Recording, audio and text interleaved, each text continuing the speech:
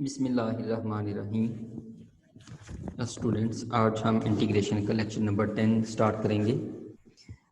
Students, आज जो है ना बहुत ही जो है ना वो समझ लीजिए कि खूबसूरत दिन है आज, क्योंकि आज हमने इंटीग्रेशन की जो टू टाइप्स पढ़नी है ना, they are very beautiful and important types. Two types के क्वेश्चन सिर्फ आज हमने सॉल्व करने हैं, ठीक है। और दोनों ऐसे हैं कि नहायत स्मार्ट किस्म के क्वेश्चन हैं, पेपर के पॉइंट ऑफ व्यू से इम्पोर्टेंट भी हैं। क्वेश्चन बेटे आज हमने इस फॉर्म के करने हैं, e raise to power A X into sine B X, या फिर e raise to power A X और कॉस बी एक्स। इस फॉर्म के जो क्वेश्चन है ना, इनको किस तरीके से हैंडल किया जाएगा कि जिसमें एक e की पावर वाला फंक्शन आ रहा है, एक्सपोनेंशियल फंक्शन आ रहा है, और दूसरा ट्रिग्नोमेट्रिक आ रहा है। ट्रिग्नोमेट्रिक पर्टिकुलरली कौन सा आ रहा है, साइन या कॉस आ रहा है। तो स्टार्ट करते हैं। क्वेश्चन नंबर 3 है बेटे, ये आपकी जो एक्सरसाइज 3.4 का क्वेश्चन में ये लिखा हुआ है, show that e raise to power A X sine B X D X is equal to e raise power A X divided by A square plus B square square root sine B X minus tangent inverse B over A plus C. Question बेटे इस तरह का है कि e की power में x का कोई कोफिशिएंट है और साथ साइन मल्टीप्लाई हो रहा है, यहाँ पर भी x का कोई कोफिशिएंट b है।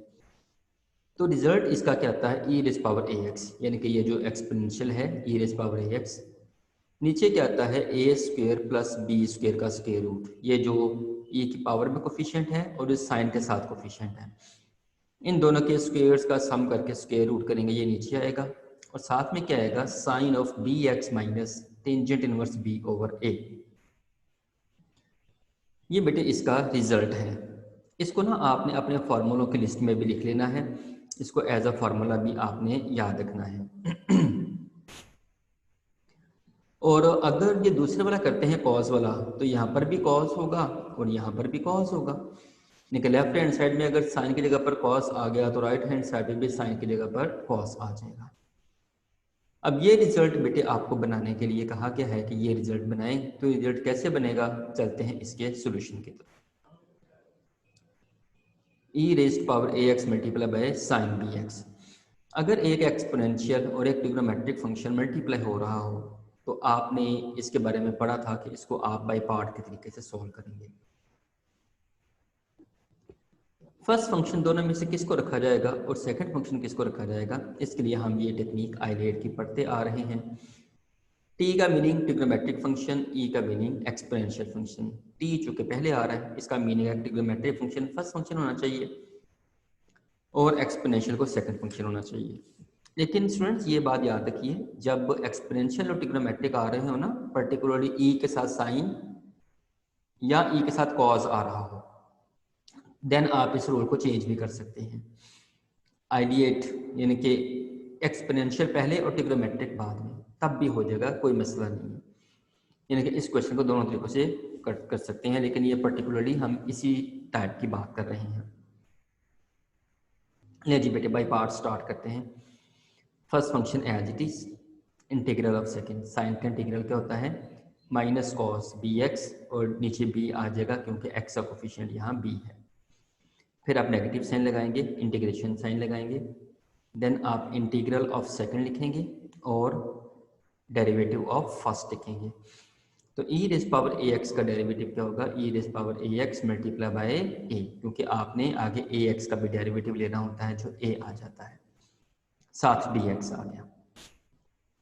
अब थोड़ा सिंप्लीफाई करें, negative 1 over B E raise power X cos B X, ये नेगेटिव नेगेटिव पॉजिटिव हो गया और a ओवर बी इंटीग्रेशन के साइन से बाहर आ गया, और यहाँ आ जाएगा e raise power X cos B x.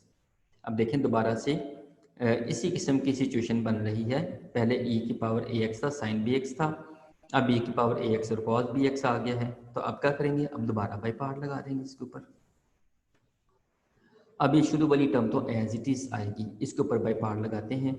उसी तरह से e की पावर को, एक्सपोनेंशियल को फर्स्ट फंक्शन रख रहे हैं और कॉस को यानी कि ट्रिग्नोमेट्रिक को हम सेकंड फंक्शन रख रहे हैं।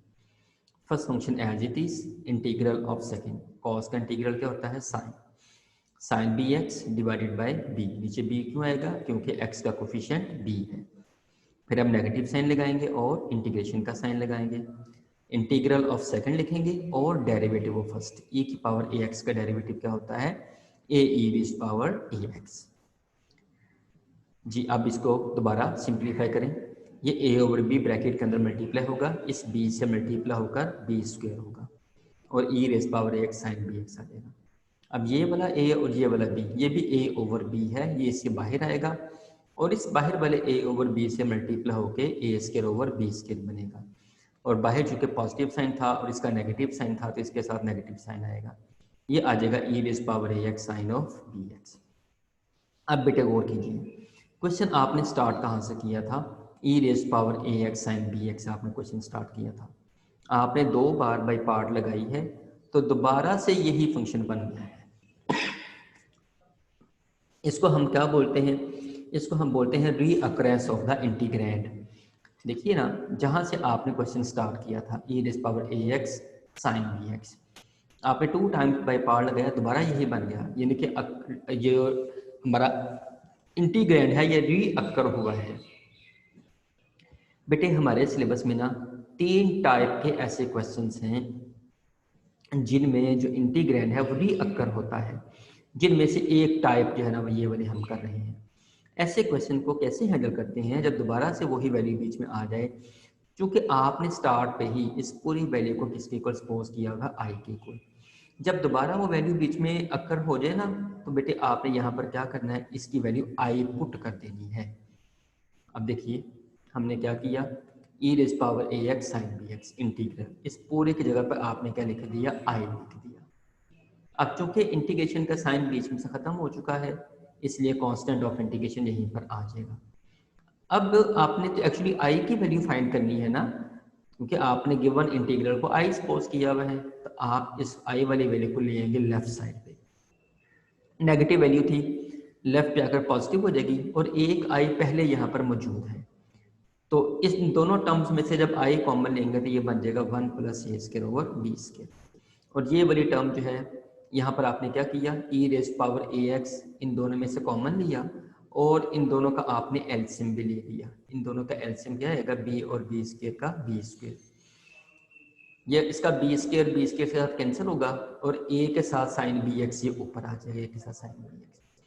इस टर्म के साथ चूंकि नेगेटिव था इसको हमने बाद में लिख लिया है, तो b स्क्वायर से b कैंसिल होगा तो b बाकी बचेगा, वो cos bx के साथ मल्टीप्लाई कर ऊपर आ जाएगा। यानी कि यहाँ पर आपने क्या किया, इन दोनों टर्म्स में से e raise power A x common लिया, एलसीएम भी लिया और साथ में पॉजिटिव वाली टर्म को पहले और नेगेटिव वाली टर्म को बाद में लिख लिया, और साथ ही साथ आपने i की वैल्यू भी पुट कर दी और साथ में कांस्टेंट ऑफ इंटीग्रेशन भी अप्लाई किया। फिर आप i वाली वैल्यू को लेफ्ट साइड पे लेके आए हैं और आपने i कॉमन लिया, यानी कि अब आपने i की वैल्यू को फाइंड आउट करना है। इन दोनों का आपने एलसीएम ले लिया, b स्क्वायर एलसीएम आ गया।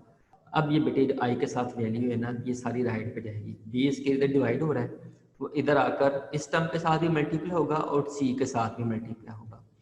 उसके बाद a square plus b square इधर मल्टीप्लाई हो रहा है, ऊपर है ना, इधर आके इसके साथ भी डिवाइड होगा और c1 के साथ भी डिवाइड होगा। जब बेटे b स्क्वायर इधर आएगा इसके साथ पहली टर्म के साथ तो b square up and down cancel होगा, सिर्फ क्या यहाँ पे नीचे बचेगा 1 ओवर ए स्क्वायर प्लस बी स्क्वायर। फिर नेक्स्ट स्टेप में देखिए आप, ये आपके पास आ गया 1 ओवर ए स्क्वायर प्लस बी स्क्वायर, और बी स्क्वायर इधर आकर c1 के साथ मल्टीप्लाई हुआ और ए स्क्वायर प्लस बी स्क्वायर इधर आकर डिवाइड हुआ। अब ये जो पूरी की पूरी वैल्यू है c1 के साथ जो मल्टीप्लाई हो रही है कांस्टेंट है, आप इसको c लिख दें, ठीक है, पहले आपने इसको c1 कह दिया था, अब आप इस पूरे क्वेश्चन को c लिख दें।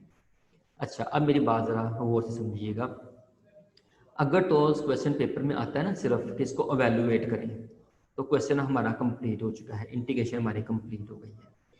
लेकिन चूंकि यहाँ पर एक राइट हैंड साइड भी गिवन थी क्वेश्चन में, क्वेश्चन की जो राइट हैंड साइड थी, दोबारा देखिए ज़रा, ये राइट हैंड साइड गिवन थी इसलिए आपने इसको इस फॉर्म में कन्वर्ट करना है। अब ये फॉर्म क्या है, ये साइन के साथ B X minus tan inverse B over A है, यानी कि ये एक ट्रिग्नोमेट्रिक फंक्शन बनाया गया है। तो अब यहाँ पर आप क्या करेंगे, जो आपके पास ये रिजल्ट आया ना a sine minus B cos, इसको आप एक ट्रिग्नोमेट्रिक फंक्शन बनाएंगे। अब आप रिकॉल करें ज़रा एक्सरसाइज 10.2 का लास्ट क्वेश्चन, वहाँ पर इस तरह के क्वेश्चंस थे 4 sine theta minus 3 cos theta, उसको आपने r sine theta plus pi के फॉर्म में कन्वर्ट करना होता था, एक फंक्शन बनाना होता था। तो यहाँ पर आप इसको एक फंक्शन बनाने के लिए सेम टू सेम वही प्रोसीजर यूज़ करेंगे जो आप फर्स्ट ईयर में चैप्टर 10 में करते थे। इसके लिए आप क्या करेंगे, ये जो साइन का कोफिशिएंट लिखा हुआ है इसको आपने पुट कर देना है r cos थीटा के बराबर, और जो cos का कोफिशिएंट है b इसको पुट कर देना है r sin थीटा के इक्वल। अब जब भी सब्स्टिट्यूशन करते हैं तो जो नया वेरिएबल बीच में आप इंट्रोड्यूस करवाते हैं उसकी वैल्यू के बारे में पहले आप लाजमी बात करते हैं। तो आपने r और थीटा 2 नए कॉन्स्टेंट्स इंट्रोड्यूस करवाए हैं, पहले हम इनकी वैल्यूज़ फाइंड कर लेंगे। इनकी वैल्यूज़ फाइंड करने के लिए इस तरह के हर क्वेश्चन में आपको यही करना पड़ेगा कि आप इन दोनों इक्वेशंस को स्क्वायर करके ऐड कर दें। लेफ्ट साइड का स्क्वायर लेफ्ट साइड के स्क्वायर में ऐड हो गया, राइट का स्क्वायर राइट के स्क्वायर में ऐड हो गया। लेफ्ट पे आपके पास आ गया A square plus B square, और राइट पे आर स्क्वायर आपने कॉमन ले लिया, cos square plus sine square 1 बन जाएगा। बोथ साइड्स का स्क्वायर रूट करेंगे तो आर आ जाएगा A square plus B square square root. अब जब आपने थीटा फाइंड करना है तो उसके लिए आप क्या करेंगे, आप इन दोनों इक्वेशंस को डिवाइड कर देंगे b over a, left side से डिवाइड करेंगे और राइट साइड से डिवाइड करेंगे। इस तरह से क्या होगा, ये r कैंसिल होगा, sine over cos tangent theta बन जाएगा, और यहाँ से आप थीटा की वैल्यू फाइंड आउट कर सकते हैं। तो जो 2 न्यू वेरिएबल्स आपने इंट्रोड्यूस करवाए थे आपने उनकी वैल्यूज फाइंड आउट करनी। अब जो आपने सब्स्टिट्यूशन के बारे में डिसाइड किया था कि आप a की प्लेस पे क्या पुट करेंगे r cos थीटा, और b को क्या सब्स्टिट्यूट करेंगे r sin थीटा। अब ये कीजिए, a की जगह पर आपने क्या पुट कर दिया, r cos थीटा पुट कर दिया, b की जगह आपने क्या पुट कर दिया, r sin थीटा पुट कर दिया। इसी एक्सप्रेशन में i में आपने इस अंदर वाले a और b की जगह पर बस वैल्यू को पुट कर देना है। अब जरा देखिए, ये r इसमें भी है r इसमें भी है, r दोनों में है तो r कॉमन लिया जा सकता है, ये आपने r कॉमन ले लिया। जब आपने r कॉमन लिया तो r की वैल्यू आप पहले से ही ये फाइंड कर चुके हैं ना, A square plus B square square root, तो r की जगह पे r की वैल्यू भी आ गई। बाकी अब देखें जब r खत्म हो जाएगा तो sine B X cos theta, cos B X और साइन थीटा, ये साइन अल्फा माइनस बीटा का फार्मूला बन चुका है। इसको आप लिख लेंगे sine B X minus theta plus सी।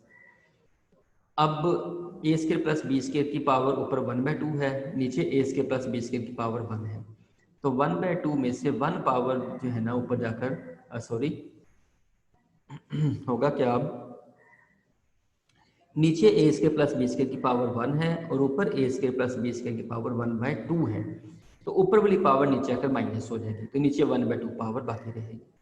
बाकी जो है e की पावर ax भी साथ वैसे का वैसे ही आ गया, साइन bx भी वैसे ही आ गया, माइनस थीटा। थीटा की जगह पर आपने ये थीटा की वैल्यू फाइंड की थी ना, टेंजेंट इनवर्स b ओवर ये आपने सब्स्टिट्यूट कर देनी है। तो ये अब गिवन जो क्वेश्चन था उसके अकॉर्डिंगली जो रिजल्ट हमसे रिक्वायर्ड था वो रिजल्ट हमने फाइंड आउट कर दिया।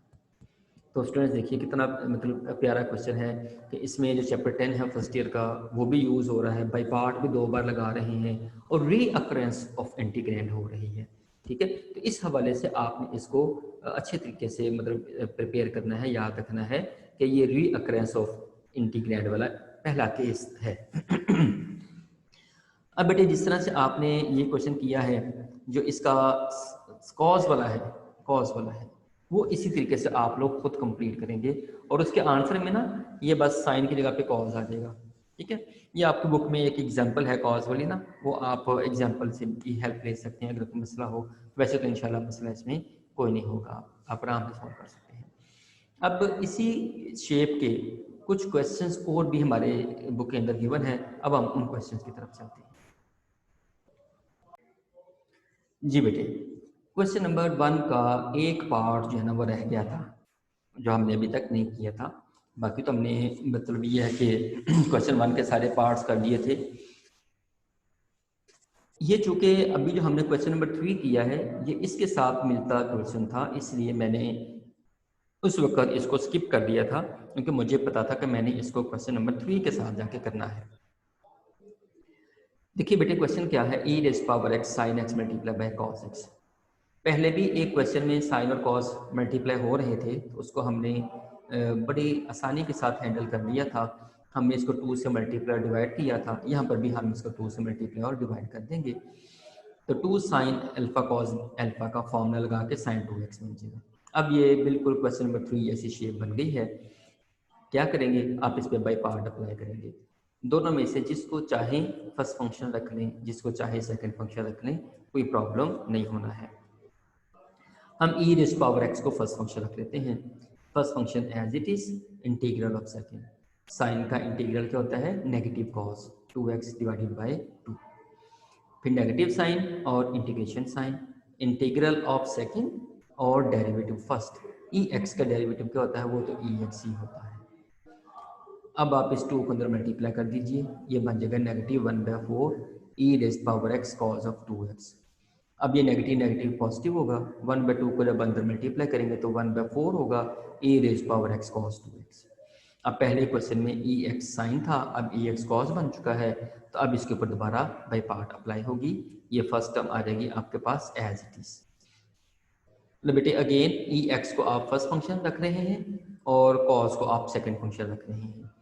First function as it is, integral of second, cos का इंटीग्रल क्या होगा, sine 2x divided by 2, negative sine integration sine, integral of second और डेरिवेटिव फर्स्ट। ई एक्स का डेरिवेटिव क्या होगा, वो ई एक्स ही होगा। अगेन सिंप्लीफिकेशन करेंगे, 1/4 ब्रैकेट के अंदर मल्टीप्लाई होगा, 4 2 से मल्टीप्लाई होकर 8 हो जाएगा, और ये 4 इस 2 से मल्टीप्लाई होकर यहाँ पर भी 8 हो जाएगा, और इसके साथ साइन नेगेटिव है। ये देखिए क्या हो चुका है, इंटीग्रैंड की रीअक्रेंस हो चुकी है। E raise power x sine 2x integrand ये दोबारा इसके अंदर बन गया। कैसे हैंडल होगा, जिसको आपने आई के इक्वल स्टार्ट पे ही सपोज कर लिया था, तो आप इसकी जगह पर क्या लिख लेंगे, इसकी जगह पर आप आई लिख लेंगे।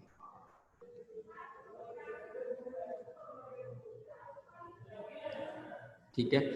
अब जो है ना स्टूडेंट्स, यहाँ पे ना एक छोटी सी मिस्टेक हो गई है। ये मैंने ना यहाँ पर ना आई लिख लिया है।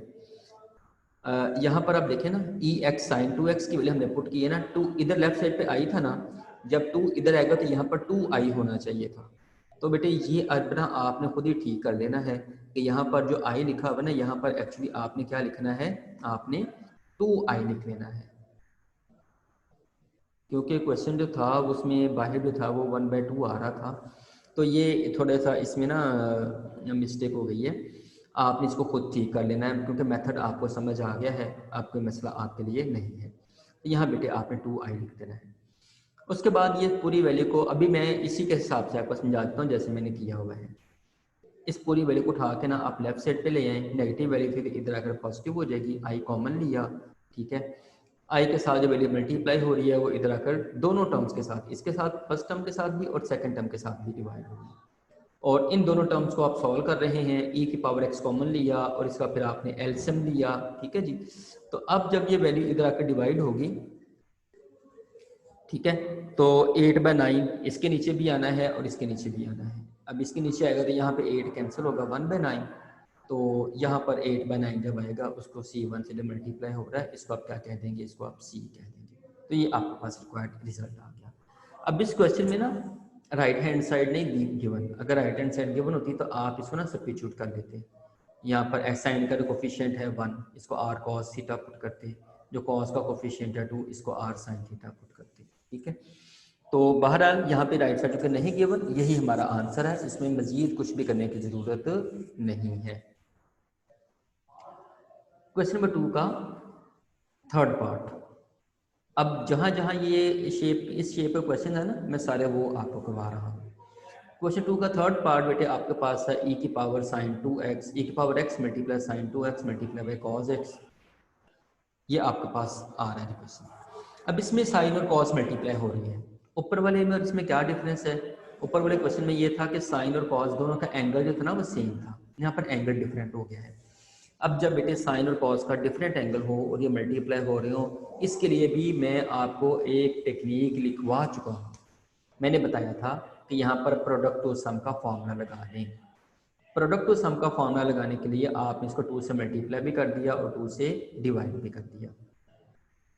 ये बाहर वाला 1/2 एज इट इज आ गया, ये ई एक्स एज इट इज आ गया, और यहाँ पर आपने फॉर्मूला लगा देना है, ये 2 साइन अल्फा कॉस बीटा किसके इक्वल होता है, sine alpha plus beta plus sign alpha minus beta, तो ये बन जाएगा साइन 3x, ये बन जाएगा साइन x।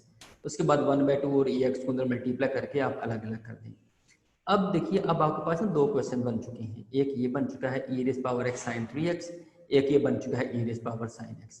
आप ना इसको यहाँ से उठा लें, e की पावर x साइन 3x को, इसको I1 कह दें, और इसको यहाँ से उठा लें, इसको आप I2 कह दें।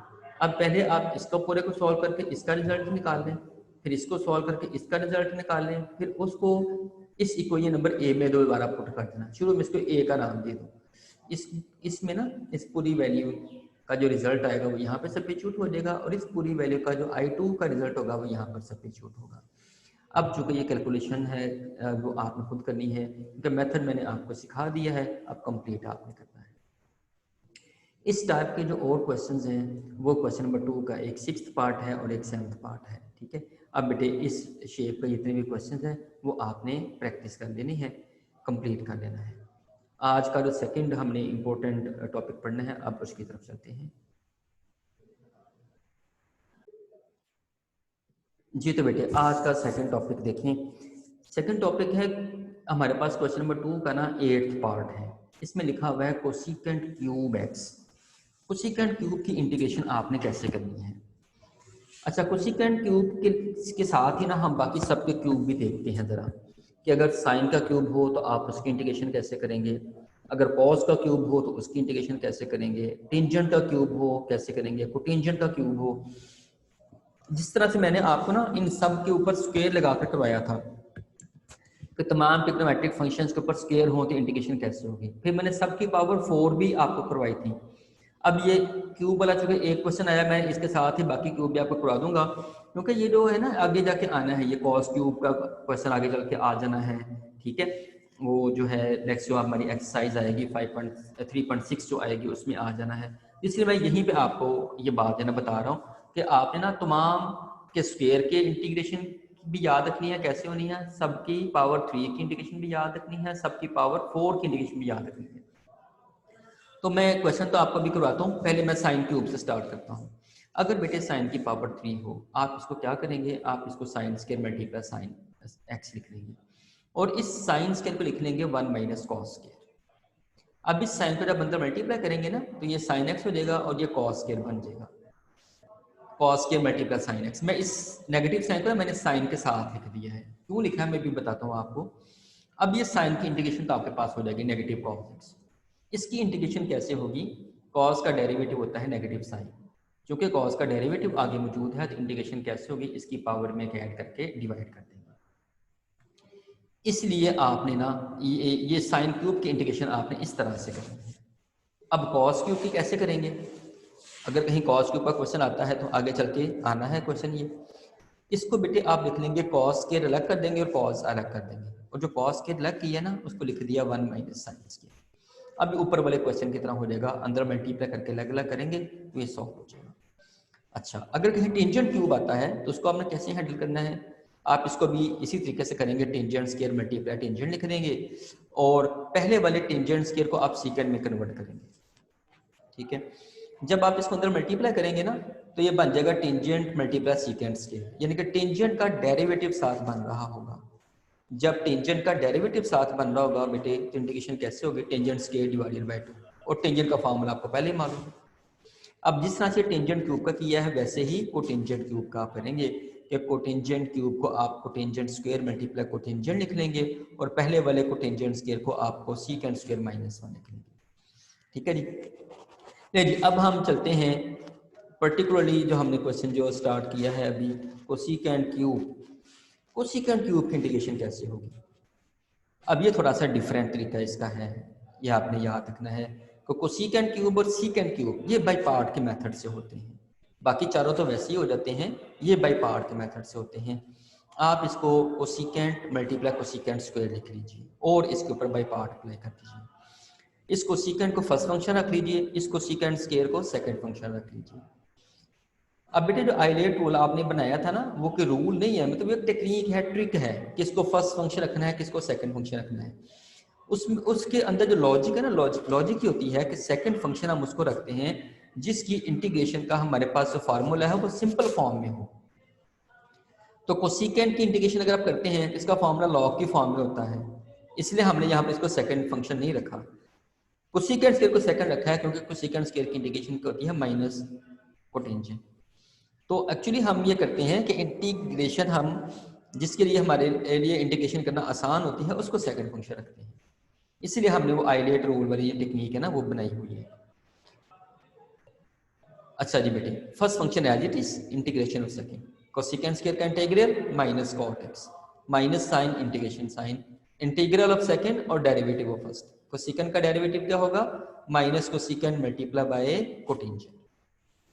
अब बेटे इसको मल्टीप्लाई करें आपस में, नेगेटिव नेगेटिव नेगेटिव नेगेटिव हो जाएगा और cot multiply cot, cot square into cosecant हो जाएगा। इस कोटेंजेंट स्क्वायर को आप लिख लीजिए कोसिकेंट स्क्वायर माइनस 1।